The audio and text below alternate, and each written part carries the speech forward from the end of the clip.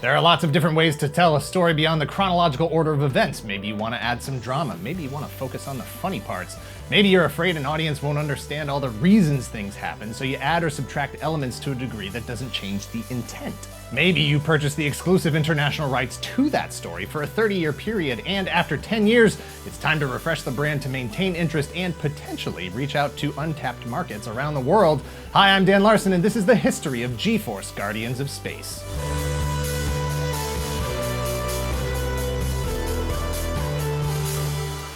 G-Force Guardians of Space was an 85-episode animated series about 5 teenage champions fighting for good over evil, fighting to defend planet Earth from deadly enemies from space. 5 secret agents, each possessing superpowers and abilities through physical enhancements in the technology they utilize, not the least of which are their wrist-mounted transmuting devices in their bird-themed uniforms. If this all sounds familiar, if this all looks familiar, there's a very good reason, and the best way to tell that story is from the beginning in chronological order. Gatchaman was created by Tatsunoko Productions. 105 episodes aired on Japanese television from October of 1972 to September of 1974. Over in the US in 1977, the exclusive international rights to Gatchaman were purchased by Sandy Frank, who re-edited, redubbed, and rebranded it as Battle of the Planets, featuring a team of heroes called G-Force, which at the time was an obvious name for the team but would lead to much confusion in the coming years. 85 episodes of Battle of the Planets originally ran in the United States from 1978 to 1980. For more about the history of Battle of the Planets, check out our video, The History of Battle of the Planets. Meanwhile, back in Japan, 52 episodes of the official sequel to Gatchaman, called Gatchaman 2, aired from October of 1978 to September of 1979. It was followed by 48 episodes of Gatchaman Fighter from 1979 to 1980. Both timelines could have ended there, but Battle of the Planets managed to stay alive through reruns into 1985. Which brings us to 1986 on the timeline. G-Force Guardians of Space aired a few episodes for 1 week in the US that summer, and then it was gone from United States television. However, G-Force Guardians of Space continued to be broadcast around the world. The dramatic interpretation of that story will be told at the conclusion of the chronological events of this story. In 1994, a new original video animation called Gatchaman was released in Japan. In 1997, that OVA was released on home video. While in the US, all 85 episodes of G-Force Guardians of Space were finally broadcast on Cartoon Network from 1995 to 1997. At the same time, in 1996, a show produced by Saban Entertainment called Eagle Riders aired 65 episodes internationally, but only 13 episodes within the United States.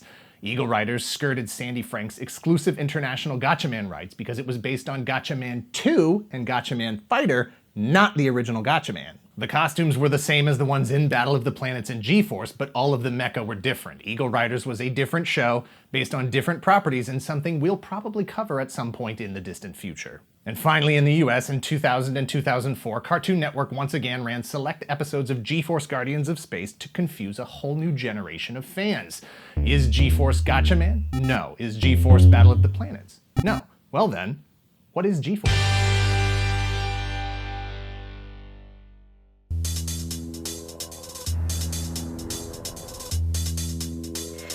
We'll blast G-Force from the skies! Firebird mode! Now, Hootie, fly! This time we've got you, G-Force! Attack! What a maniac! I'll show him. We are G-Force! He's from G-Force. Get him! What's happening to the ship? Okay, let's go. G-Force! G-Force Guardians of Space is a dead entity lost to time. Months of production, translation, voice acting, graphic design. It is the hours of dedication and sacrifice by dozens of skilled artists and technicians poured into a dream born from love and respect for the original source material and the hope for a new era of a misunderstood mythology. It is a second chance to do what is right, to bring the world a more complete experience of a beloved national treasure, a masterpiece borrowed from a foreign land, ultimately discarded, unreclaimable time and talent written over by decisions of the past and the machinations of unfeeling legal resolutions. See, after Sandy Frank's Battle of the Planets concluded its run in 1985, Sandy continued to look for ways to profit from the Gatchaman license, which still had 22 years left on it. Things had changed quite a bit from 1978 to 1985. Television standards and practices had relaxed. There were things you could show on television that you couldn't show just a few years earlier. I warned you! I tell you! There was more to Gatchaman than the Western audience had been exposed to. A lot of the more intense, more mature subject matter had either been softened or removed altogether for Battle of the Planets. The production team had focused on safely marketing to kids as opposed to maintaining the integrity of the original Japanese product. Turner Broadcasting System, aka TBS, was one of the last networks to host Battle of the Planets reruns into 1985. They partnered with Sandy Frank to license Gatchaman in order to develop a new modern translation of Gatchaman that they could have some ownership of, and so the work began. TBS initially contracted the Media 360 group based out of Atlanta to create a pilot sometime in 1985 for G-Force Guardians of Space. They used an episode of Gatchaman called The God Phoenix Reborn, but were purposely not supplied with Tatsunoko Productions' translated script and had to create the plot and dialogue from scratch with no guidance. While Turner seemed to be pleased with the finished product, it was also deemed a direction too expensive to take, and Turner Program Services moved on. To date, only a few minutes of the Media 360 Group pilot is available online, uploaded to YouTube in 2012, with the rest considered lost. After the Media 360 Group attempt, TBS then hired Fred Ladd, a legend in the Japanese animation, translation, and localization, to take a shot at G-Force. He was the guy who helped make Astro Boy, Gigantor, and Kimba the White Lion into consumable Western media. He was also the guy who originally passed on Battle of the Planets. See, in 1978, when Sandy Frank was developing Battle of the Planets, Fred Ladd was one of the first people offered the job of translating it for US television. He declined the opportunity given the difficulties of coordinating such an effort from the opposite coast. He lived in New York, the work for Battle of the Planets was being done in LA. But G-Force Guardians of Space was a second chance for everyone, a potentially more faithful version of Gatchaman, and an opportunity for Fred Ladd and TBS to put their mark on the franchise. Everything Sandy Frank had added to Battle of the Planets that was not a part of Gatchaman, including 7 Zark 7, 1 Rover 1, Susan, Center Neptune, the voice actors, logo design, and, unfortunately, the Hoyt Curtin theme song were all gone. Everything. Except the name G-Force. The G-Force production team started over from scratch with the original Gatchaman source material, the original 105 Japanese episodes and scripts, out with Casey Kasem, in with on-screen violence. While the intent was to make a more faithful translation of Gatchaman, there's still a lot of G-Force that has nothing to do with Gatchaman. For instance, all of the character names are changed seemingly for no reason, certainly not to be truer to the source material. One might go so far as to say that the names belie the maturity of the original mythology. Ken Washio of Gatchaman became Ace Goodheart, Joe Asakura is now Dirk Daring, June is now Agatha June, Jinpei is now Pee-wee, and Ryu Nakanishi is now Hoot Owl? Hootie to his friends? Yes, part of this translation of Gatchaman, part of making it more relatable to the Western audience, was to replace a common Japanese name, Ryu, with Hoot Owl. Hootie to his friends. The TBS Fred Ladd translation of Gatchaman was named G-Force Guardians of Space and aired for one entire week in the summer of 1986. And then it was replaced with reruns of Gilligan's Island in a move known as hedging your bets. Gilligan was a proven commodity. Gilligan got results. I warned you! I tell you! Strange to run a show that so much development had been put into just to pull it after a week, but perhaps that was the plan all along. The US market had its fill of Battle of the Planets. Did they really want to watch another translation so soon after they had moved on from the first translation? From 1986 through 1995, G-Force Guardians of Space was sold to television markets all around the world. The one-week test run had theoretically provided TBS with the ability to both satisfy any contractual obligations related to premiering the series in the US and being able to sell it as a show that had been on US television. Perhaps you saw the Spanish version, Fuerza G, Guardians del Espacio, or maybe you were in Portugal watching G-Force, Defensores de Espacio.